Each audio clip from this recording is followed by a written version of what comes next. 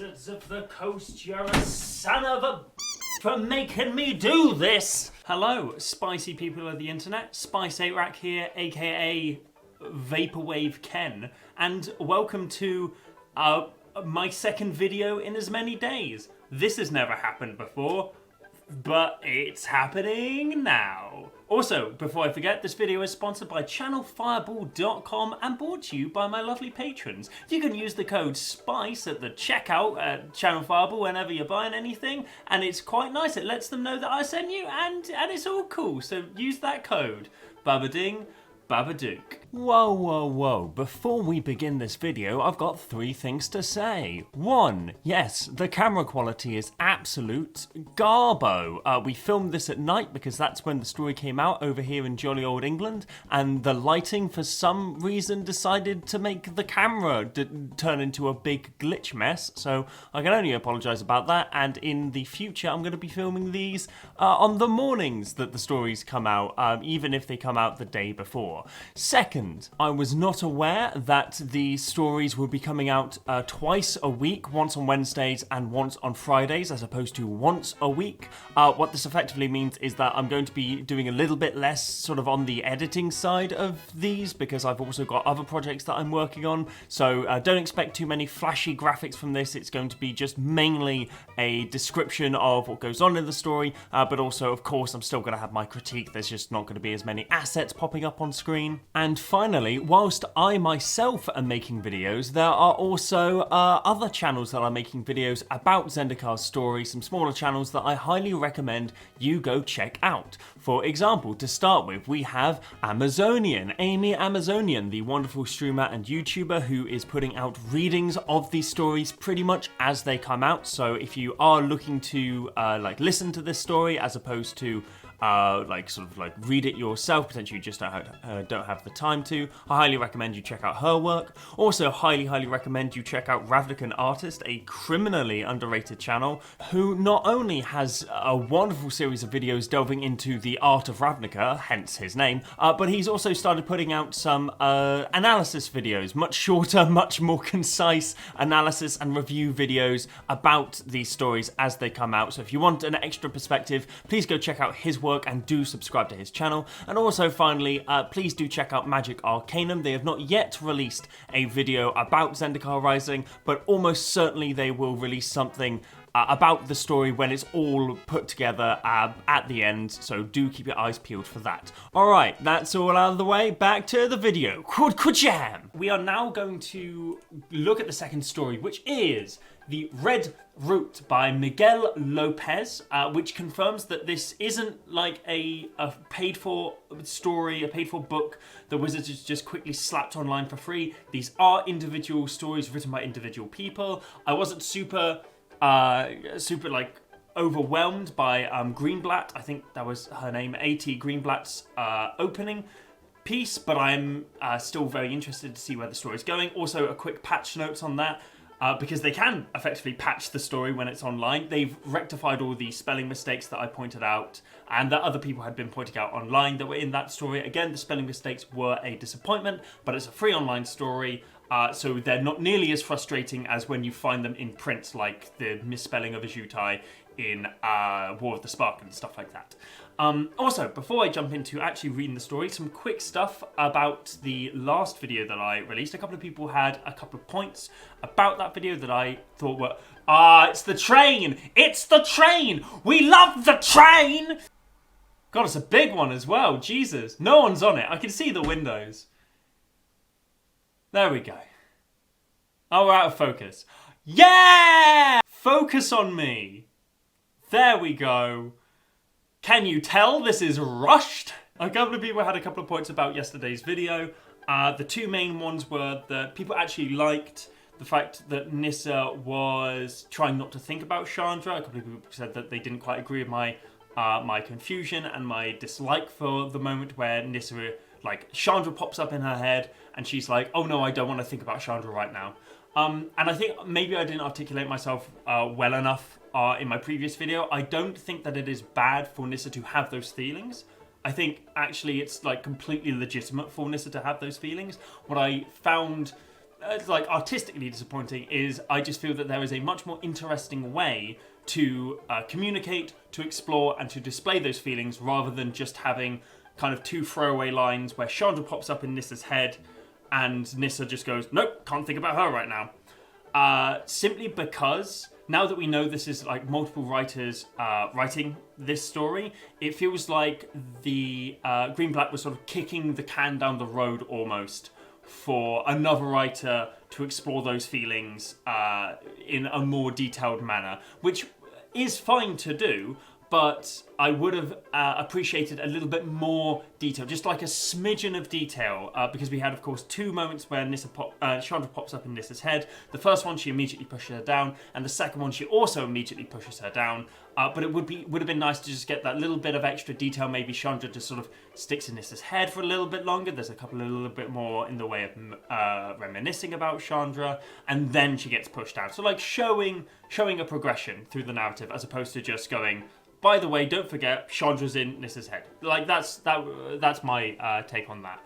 My second thing, I think people were talking about my critique of adverbs. I think someone specifically, I'm not going to, like, put them on blast or anything, because I think it's a legitimate point, but someone said that they found my critique of adverbs similar to sort of like a snobbish, like, English lit professor saying, don't use conjunctives, I think they said in their comment, I can't quite remember, but don't use conjunctives. Don't even know if conjunctives are a real term, but don't use conjunctives, it's not real English, you should use this terminology and this type of writing instead.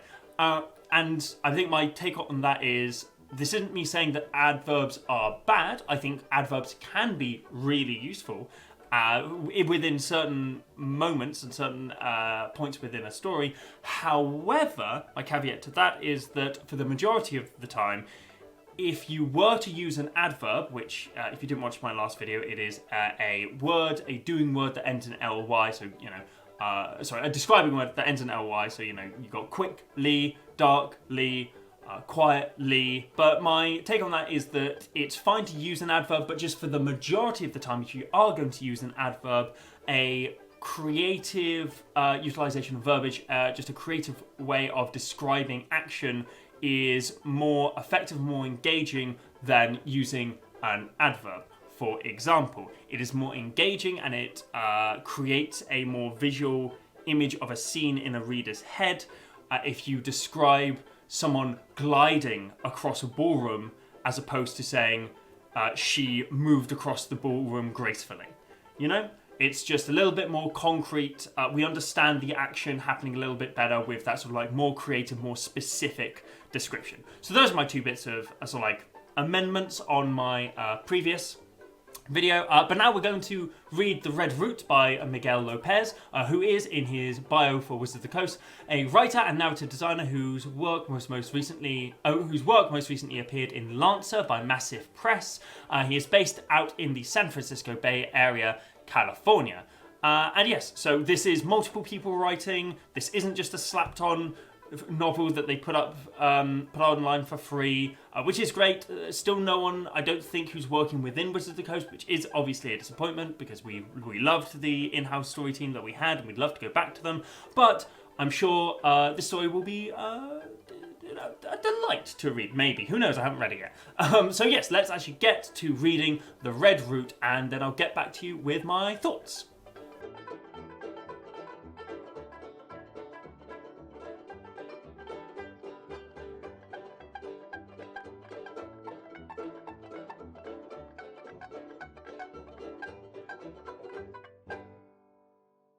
Okay, wow, that was dope. Sweet. Okay, so the way I'm going to do this is we're going to start with a quick synopsis, then I'm going to give some sort of feedback, some stuff I disliked, some stuff I did like, and then we will end on a sort of conclusion.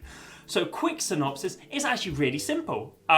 We have our two characters in this story. This is a two-part story, so it sort of ends on a cliffhanger of sorts. It's not like a big dramatic cliffhanger. But this story will get picked up later on. We follow our two characters who are Akiri, who is Akiri the Line Slinger, who I guess, spoilers unfortunately, who we do see die in the War of the Spark trailer. or at least pushed off a cliff whilst paralysed in the War of the Spark trailer, so there's a good chance that she's dead. Which is kind of disappointing to kind of know that going in, but it doesn't spoil the fact that there's still a very good story. And her companion Zareth, who I don't know if that was the same merfolk who was in the War of the Spark trailer, the Zendikar Rising trailer. But if it was, that's excellent, because that is already more narrative cohesion between the narrative and the trailer for the narrative than War of the Spark had, than Throne of Eldraine had, than Ikoria, Lair of Behemoths had, and certainly more than Theros Beyond Death had put together. So that's excellent, if that is the case. The story opens on, frankly, a delightful couple of lines. I'm just going to read them for you. I'm not going to read the whole thing out, but in Tazim's deep Umbra River Gorge, a lone pair flew by hook and line. The two, a battle-worn core and a tall, live merfolk, were only ever still in the moments between swings. Delightful. What a lovely description of what is going on. A very sort of beautiful, very graceful manner, almost mimicking the motion of sort of like this swinging motion, with how just sort of like smooth this introduction is. Nice long sentences. Nothing jarring, nothing jumping out. So we have these two characters. We've got this core, who's Akiri, and we've got Zareth, who's Zareth, who's this merfolk, and they're swinging through the Umbra River Gorge. And a lot of this is Akiri's memories of Zendikar, and her time in the battle for Zendikar when the Eldrazi rose up. Also a little bit of her time before the Eldrazi, and also her time now working out of Seagate as sort of like an expedition leader, effectively going on these searches for rare relics and, as she says later on, things to help heal her world. And that's pretty much the entire narrative. The entire narrative is Akiri and Zareth swinging through this gorge, Akiri having these memories, them having these sort of like these little bits of banter. We get lovely bits of characterization that I'll go into a little bit more in detail later, where we see the differences between Zareth and Akiri's style of swinging. Akiri is very sort of meditative and sort of very precise and knowing exactly where her sky hooks are going to land, and then she sort of turns around and Zareth is just sort of going, yeah, baby, woo! Which I love. I love the beautiful disparity between two characters. Train again at this time? But yes, they are on a hunt for a fallen Hedron. A Hedron has just simply fallen out of the sky, and they are on their way to sort of like the place where the Hedron has supposedly fallen to scour it for sort of like artifacts, for information. The Hedron scholars back at Seagate say that potentially there is something in this Hedron that is going to help them access these Skyclaves that have begun to sort of like appearing again around Zendikar. So that's sort of like what they were going for with the Hedron.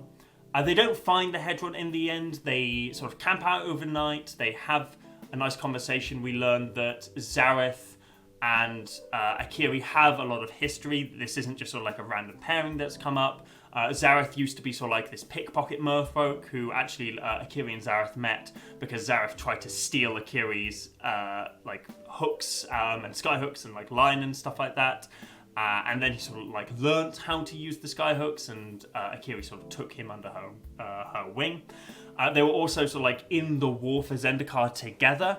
We get a couple of flashbacks to the war where this is all mainly from Akiri's perspective, but we get flashbacks from Akiri's perspective.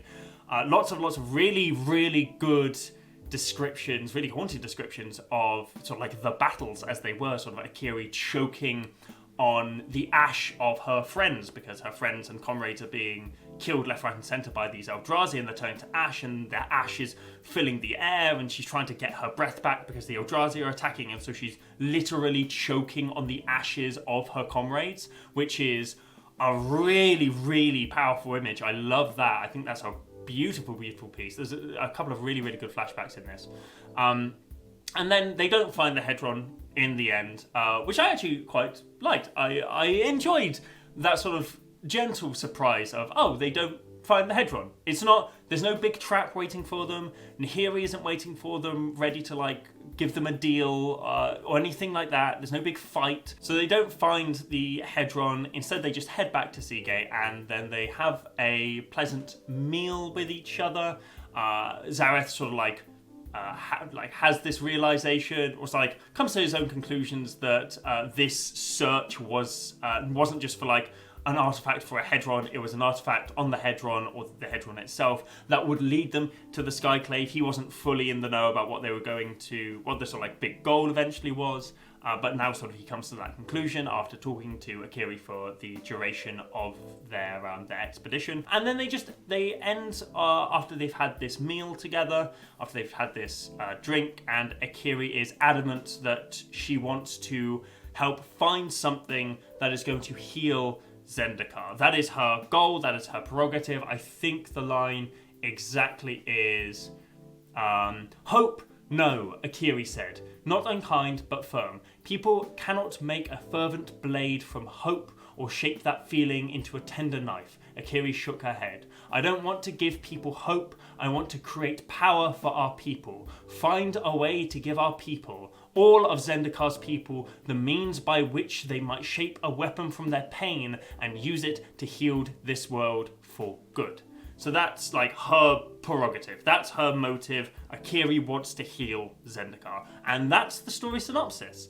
As you might tell from the sort of like way that I'm telling you this, I found this I'm very enthusiastic about the story, very, very engaged by the story, compared to the story that we got yesterday. And not to like poo-poo that story too much, I think it was a fine story, but compared to that story yesterday where we had 3 fights and a race, no, technically 4 fights in a way, with like the opening fight between Nahiri and not falling off a cliff. We had 4 fights between Akiri and Gravity, Nahiri and Gravity, Nahiri and Nissa and a Feldar, Nahiri and Nissa and the Geopede, and then Nahiri and Nissa versus each other. This is so much more engaging, and we are following a merfolk and a core as they go through a gorge and listen to yet another train go by. Who are you? There's no one in you! I'm so much more engaged by these 2 characters who I have never really thought of. Certainly Zareth, who I've never even heard of before, but Akiri, she has been on one card, and I have not thought about her at all since her printing. I'm so much more engaged by this, and it's just a simple, like, journey, effectively. And I'll get into why, I think. As I said, like, there are some really, really lovely parallels to be drawn here.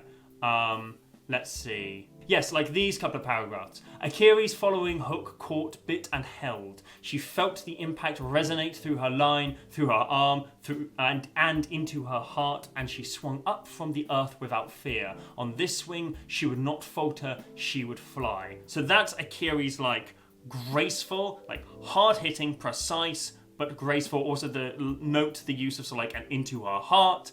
Very like, not sort of like on the nose necessarily, but quite like, this is very much like where she belongs. She can feel this action in her heart. Not only this, but also her connection to Zendikar in her heart. I love that moment. And then you compare this with literally the next paragraph. Zareth, her old friend and companion, whooped and hollered each time he flew an apex, cheered when his lead or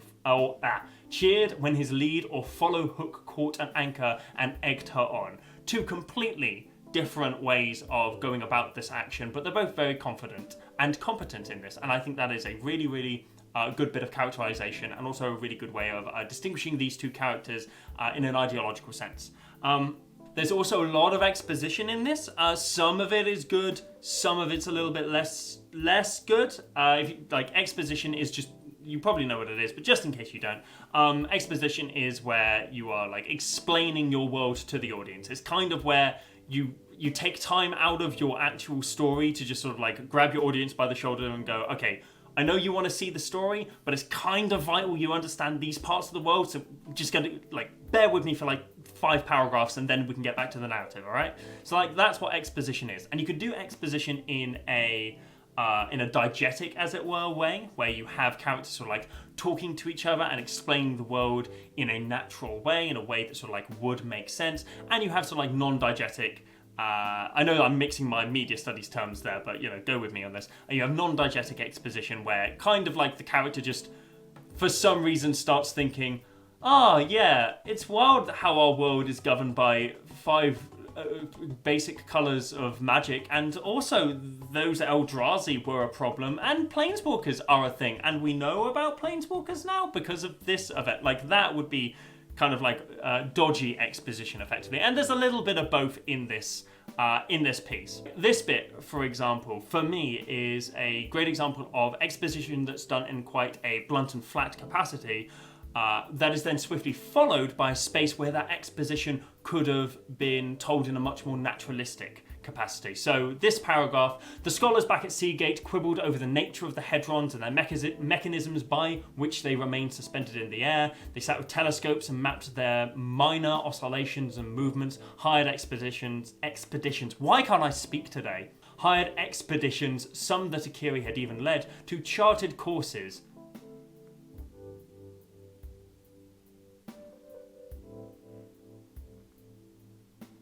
I think that's supposed to be to charted courses by which one might ascend into Emeria. I'm pretty sure that's supposed to be to chart courses by which one might ascend into Emeria. But it's free online, so they can patch out the spelling errors. Can't do that in hardback. That is swiftly followed by dialogue between Zareth and Akiri, which follows. So, like, following on from this this conversation where Zareth and Akiri are talking about the Hedron. The Hedron, do you think it fell? If I had to guess, Akiri looked up towards the sky, towards Emeria. It simply fell. Zareth grunted. He followed Akiri's gaze. Nothing that ordered would fall without a reason. That's true, Akiri said. Then you get the big exposition bit, followed by that hypothesis would put you in vaunted. I'm not sure what that word means. I'm not a smart man, but I'm sure it's very clever. That hypothesis would put you in vaunted company, Zareth, Akiri said. She stood and tossed Zareth her pouch of slinger's paste. He caught it. When you come back to the gate, I can introduce you to some scholars who study the Hedrons, Akiri said. They'll surely have some good books on the subject. Good resale value. Akiri spoke with mirth and gently. Zareth laughed. Hey now, he said, allegedly. So that's, again, nice little bit of sort of like characterization, a little bit of banter. We also get like Zareth is, yeah, I'm a bit of a thief, and Akiri's like, yeah, I know you're a bit of a thief. But here in this conversation, we could have very easily had most of that exposition just sort of put in there in a naturalistic capacity. They're talking about these scholars. Akiri obviously knows more about these scholars than Zareth. Zareth obviously has some interest in, like, why do you think this Hedron fell? So I think, like, there could have been that exposition could have been put into that dialogue in a way that didn't feel jarring, didn't feel as sort of like a big block of text as it does currently here. I mean, just like thinking off the cuff, that hypothesis would put you in vaunted. I don't even know what that word is. Vaunted? Hang on, what does that word mean?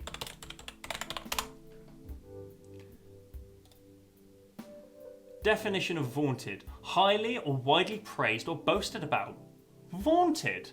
You learn something new every day. But you could have this chunk of exposition put into dialogue. You could change it up, you could edit it down, you could condense it, you could still have the gag about the resale value of stolen library books. But like moments like that, if you're going to write exposition, always ask, is there a way that I can tell the audience this in a more natural way? The more natural you can get your exposition, the better. That's purely in my opinion. But I won't knock it. I don't think this is, again, bad at all. Then we get these beautiful flashbacks, effectively war flashbacks for Akiri. For a moment, Akiri was Zareth has asked, do we need to worry about them? And the them is sort of like implied to obviously be the Eldrazi.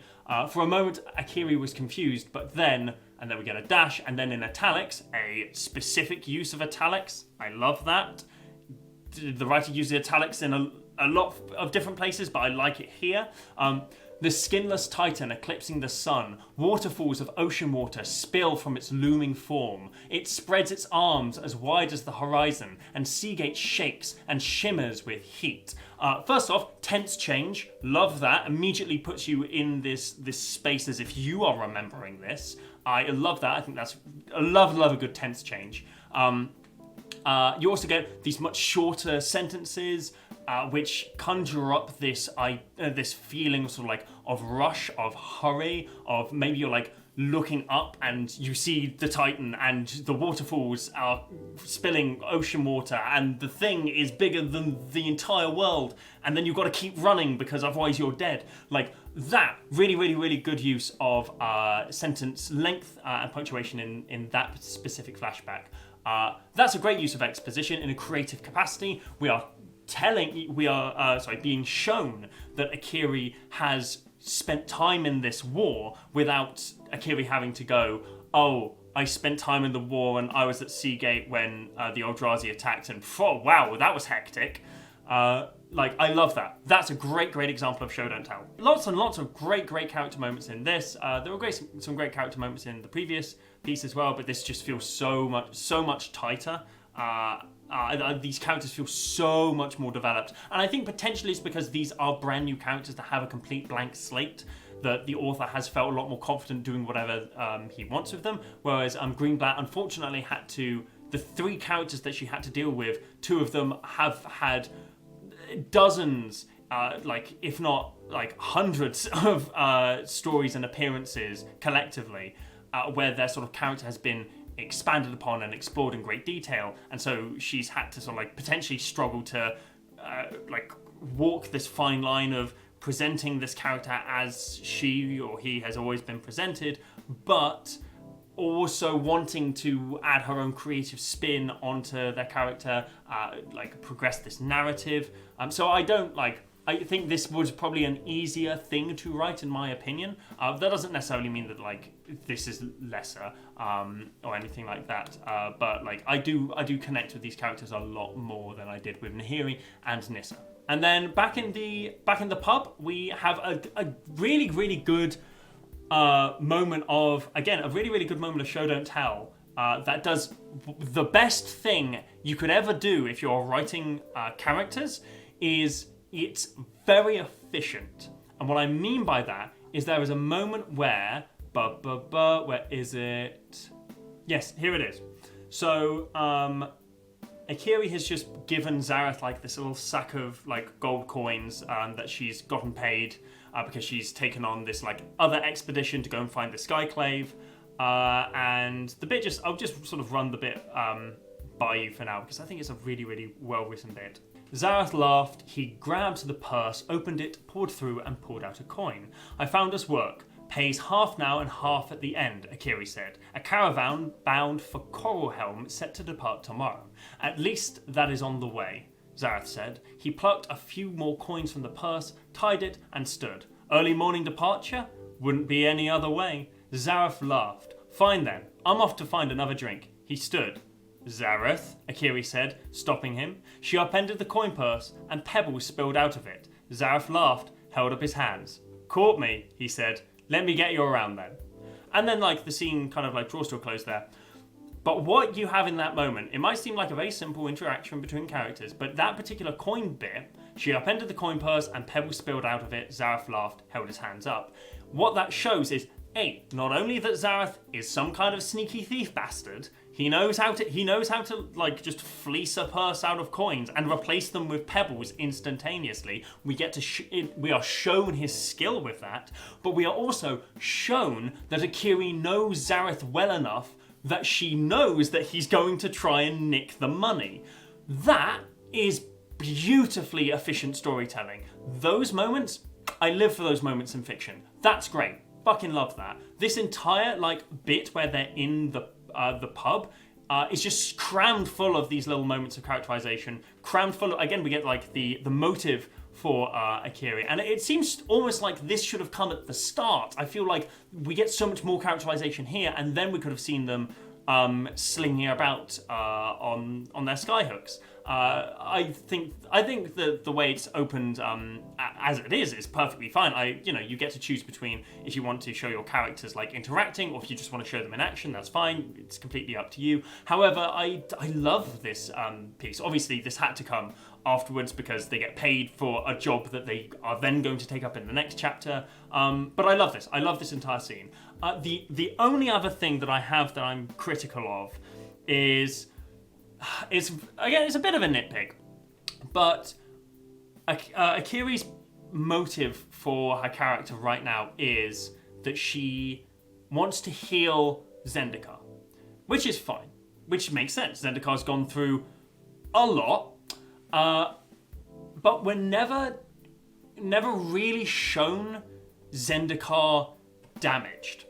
We understand that Zendikar is damaged. Like, you and me as a player, we've played Rise of the Eldrazi, we played Battle for Zendikar, we played Oath of the Gatewatch, we've seen, like, the cards that depict Zendikar being annihilated by the Eldrazi. But in this story, we only get one instance where Zendikar is, like, damaged and not doing as well as it is, and it's actually currently surrounded by nature and birds, and it seems fine. Like, if there was a moment in this story, I would have loved for there to have been a moment in this story where Akiri almost falls because, like, a hook hold that she's known since she was a child was, like, briefly touched by Ulamog, and then it just, like, comes away when she puts any weight on it.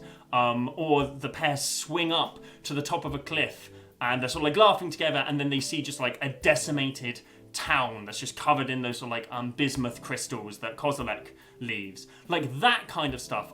Like if we'd just seen one moment of that, I would have engaged with Akiri's desire to heal Zendikar and sort of like her fervor about it a lot more, because at the moment we just see like what is effectively like a pleasant romp through the countryside that has a couple of like marks from war, some horrible flashbacks, but all the flashbacks happen in the past. One moment of like clear and present, we need to be actively fighting to heal Zendikar because otherwise it's not going to do it on its own. Like that's what I would have loved to have seen from this story, just to like solidify her motive. But yeah, that's all of the feedback that I had. My verdict on the story: this is the return to form that I was really hoping for. I have to say, the first story hadn't like set my world on fire or anything like that. I think it was fine, but this is a free Magic story article. Obviously it potentially has spelling mistakes, which is not great, and I obviously have some feedback on it, but you got feedback on everything. But yeah, this is like the kind of return to form I was really, really hoping for. So thank you very much for writing that, Miguel Lopez. Appreciate that. Did a stellar job. Love the bit about the pebbles. Delissimo. And yes, I'll try and get this out today. It's 11 p.m. I'll try and get it out tomorrow. But yes, please do let me know if you've enjoyed this video. I'm sorry again for the camera quality. This was released really late over here in England, and I wanted to like film my thoughts and read it as soon as possible because I was very excited to read it. So I hope you enjoyed it. Again, if you could give this a like, give it a comment, give it a share, all that good stuff. Tell your friends about it. And yeah, I will see you on the flip side. And as always, stay spicy. A massive thank you to everybody who supports me on Patreon and helps me keep the lights on and keep making videos. And a special thank you to all of my $10 patrons, who include Seventh Guest, A Fool of Five Colours, a gay American couple, a socialist hobgoblin, Ace of Heartzoo, Adam Gable, AJ Ingram, Alex Berman, Alex Flynn, Alex Wood, Alice Perales, an alt-right sleeper agent who gives money to communist Baka Idaka, an Umbreon Pastry, Anthony G. Reap, Bambi Roper, Ben Pike, Biscuit Blade, Blake Evers, Bradley Rose, Brian Dunn, Bro Yoti, Bruno, Captain Colostomy, that's a new one, Carl Comstock, Chase Beard, Chris DeVos, Cloud Chaser Kestrel, Corwin Stoddard, Causa, Darius Rudeminer, Dennis, Dolowen, Drew Pierce, Dystopico, Exidian, Erica Hamel, Ethan Abraham, Future Beagle, Grey Days, hoopered up. I am saying this only because our global economic system does not intrinsically support artistic expression. In response, I bolt myself, Jake Colburn, Jessica Settle, John Solog, Joshua M. Stephan, Jude Big Boy, Julie Bunn, Carlia Whithart, Kansas to Jesus, Kevin Quinn, Kurd Ape Apologizer, Kite Moonwall, that's also a new one, hello, Kyle Van Linden, Lachlan McAllister, Liliana Vess, Queen of Discard, Lily Lord, literally a ghost that pushes over candles, Linnea, Magic Arcanum, me, Mike Mavramatis, Mr. Skolaton, Money Mon, No Bluffs, another new one, hello all these new lovely people, Patrick Perry, Professor Volpin, Raghavar Cavalli, Ross King, Rowan Brown, Sasha Evelyn Francis, Sean Caius O'Reilly, Silent Celine, Sir Shaunsey, Sky Johnson, Sage Morrison, Star Chaser, sorry I got your name wrong in my last video by the way, Star Chaser, I called you Sky Chaser, that was, sorry, completely on me, do apologise about that, Swan Hunter, Taylor Street, the best Swans player in Montreal, Tic Tac Bobo, Totally a Spy, Travis K, True Lily, Vittorio Grace, Vladimir Gorvikov, Xenon, and Zada's Ludonarrative Dissonance. And thank you to all of you wonderful people. So many of you have been like my patrons for like over a year now, and well over a year, like year and a half now, and I honestly cannot thank you all enough. And thank you to all the lovely new people who have joined, and thank you to everybody who wasn't on this list but who still supports my channel through Patreon, or through just watching, through just subscribing, through just sharing. Big love to you all, and I'll see you next week. Hot diggity dang.